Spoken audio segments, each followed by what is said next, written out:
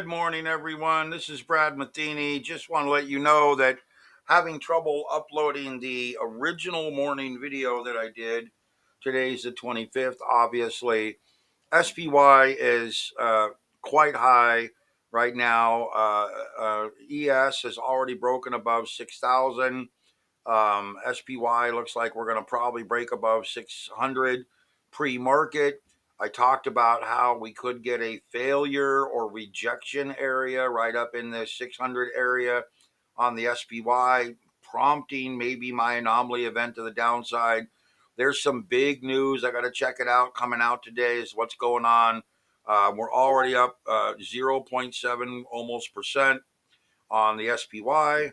QQQ is much lower. This is a summarized version of my analysis. We're at 509. We still have a ways to go to get up into this area. Yes, we're going to have a good solid rally here up into this upper channel. You know, you can carry this all the way out pretty much, and that's going to put you right about where we open, right over here, up into that upper channel. We may find rejection.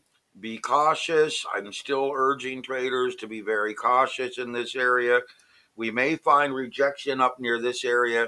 And remember, we're on a holiday trading week. So you're going to have a lot of, you're going to have low liquidity and massive price volatility, in my opinion, coming out this week and maybe early next week. So, again, I think traders need to be very, very cautious this week.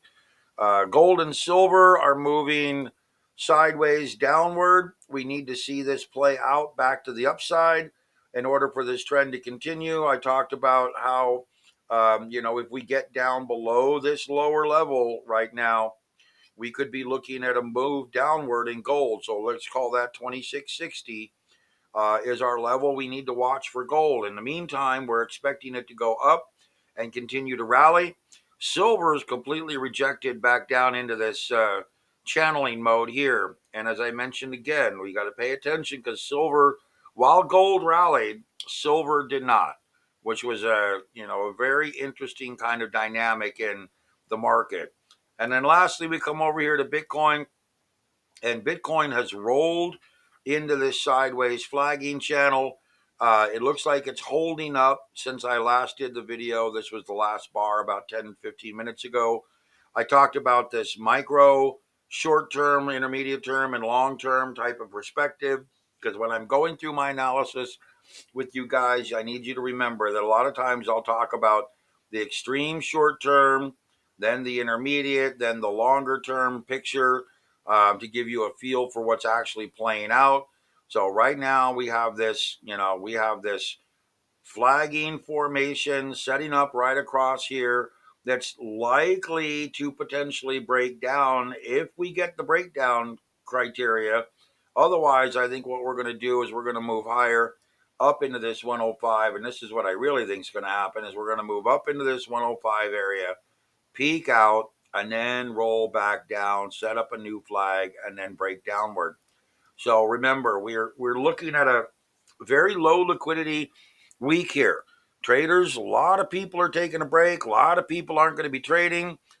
In my opinion, that means you get wild price volatility, lower volume, in my opinion, and you could get some very big price swings. Traders would be very wise to trade smaller quantities if you're going to actively go out and try to trade this week. Try to trade much smaller quantities. And lastly, I did some research over the weekend, but check out the miners.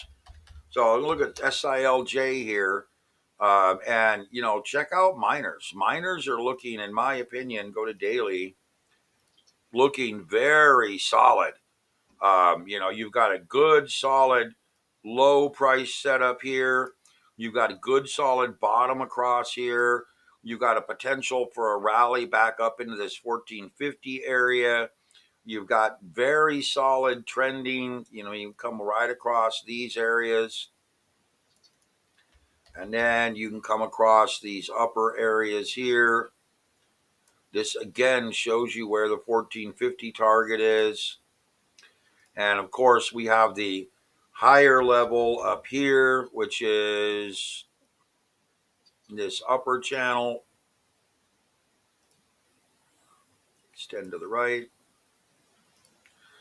So you've got a great opportunity here with metals and miners. I think miners are looking very good right now.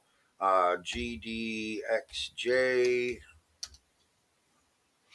same type of a setup. Let me come all the way back here. Again, we're rolling right across these lows, across that breakaway, and extended to the right. Paste, come back down here, run right across these highs, and look at this move. You've got a nice solid move right here. We're opening up, well, look at this. We're opening up lower. 47.55, beautiful. Rallying all the way up here to maybe 54.55. Good solid move, guys. This is a 14% move in GDXJ, and you have got a, from where we're opening right now, a 21% move in SILJ. So understand that these look really solid for a move into the end of the year. And that would be my projection. I would really, be looking at reassessing when we get over here near December 30th or so. That's where I would be looking to determine where we're at and what we're going to do. If we get this rally and it continues upward, great, wonderful. I'll probably hold on to it into the beginning of the year. But if we get up to this point and or anywhere up in here, I'd look to be, covering my cost. Get out of whatever you're into enough to at least lock in some profits.